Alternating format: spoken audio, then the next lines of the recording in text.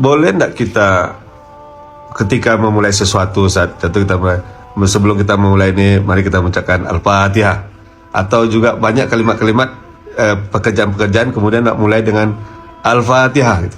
Macam mana itu hukum? Boleh enggak, Ustaz? Ani bin Abbasin, dari Abdullah bin Abbas radhiyallahu anhu. Qala, dia berkata, bainama Jibrilu qa'idun, ketika malaikat Jibril datang dan duduk indan Nabi SAW, duduk dia di samping Nabi SAW. Sami'a naqidan min fawqihi, terdengar suara gemuruh dari atas. Farafa'a ra'sahu, lalu kemudian dia mengangkat kepalanya.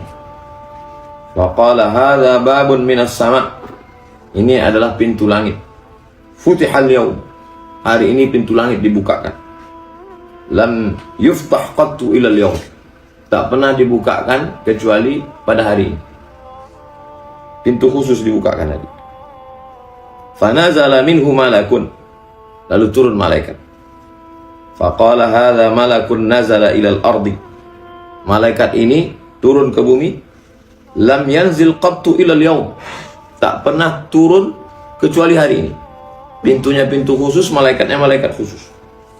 Fasallama, lalu dia mengucapkan salam. Faqala abshir, berbahagialah, binuraini, kamu dapat dua cahaya.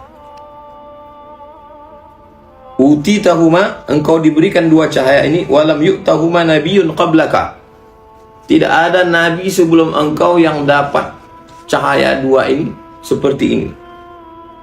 Yang pertama, Fatihatul Kitab, cahaya yang pertama adalah surat Al-Fatihah. Yang kedua, wa khawatim suratil Baqarah, yaitu ujung surat Al-Baqarah yang selalu kita baca, lillahi ma fis samawati wa ma fil.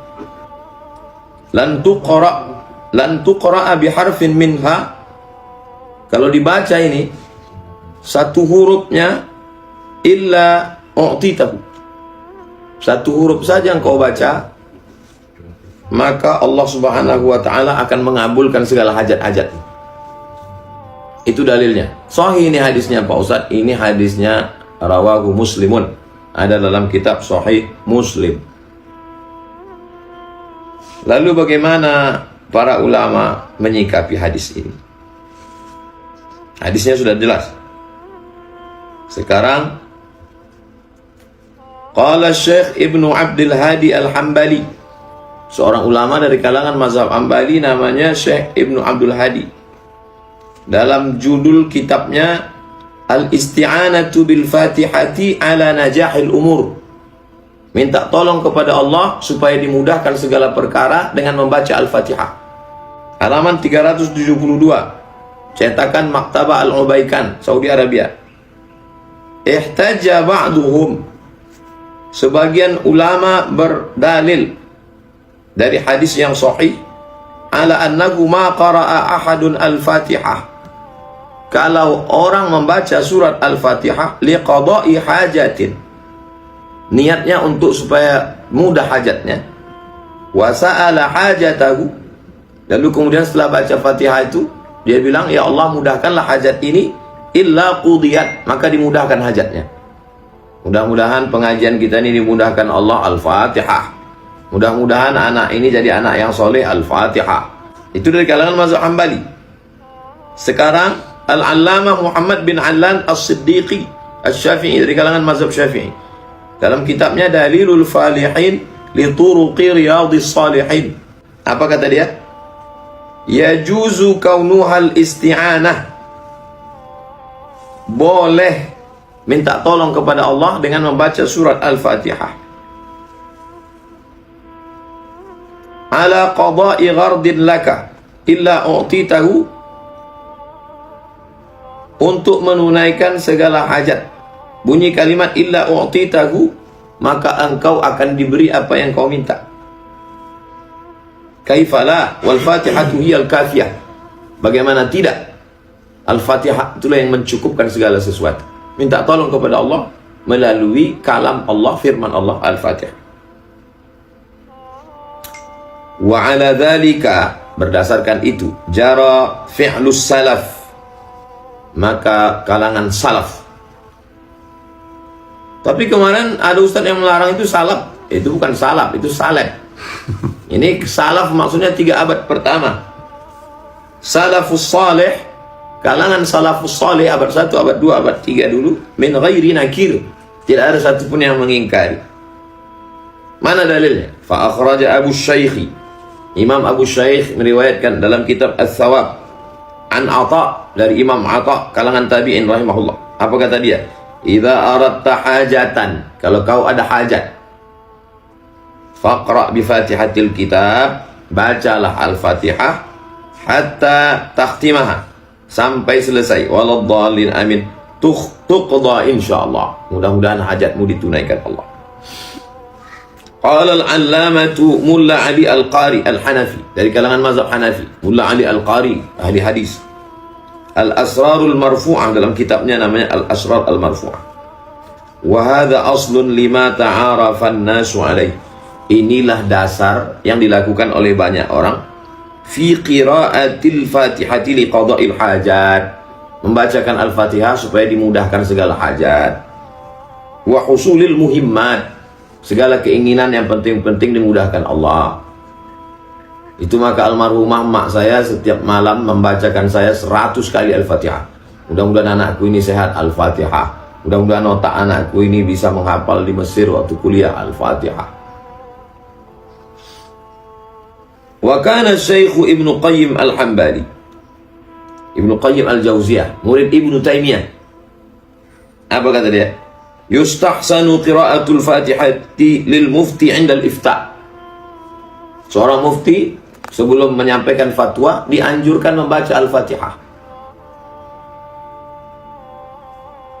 Wa yanqulu dzalika an ba'd salaf. Dia mengutip pendapat ulama salaf. Salafus salih, bukan salaf-salaf ini. Ma'adami urudi syai'in min dzalika bi khususihi fi sunnah. Fayaqulu fi kitabihi I'lamil Muwaqqi'in. Nama kitabnya I'lamul Muwaqqi'in an Rabbil Alamin. Apa kata dia?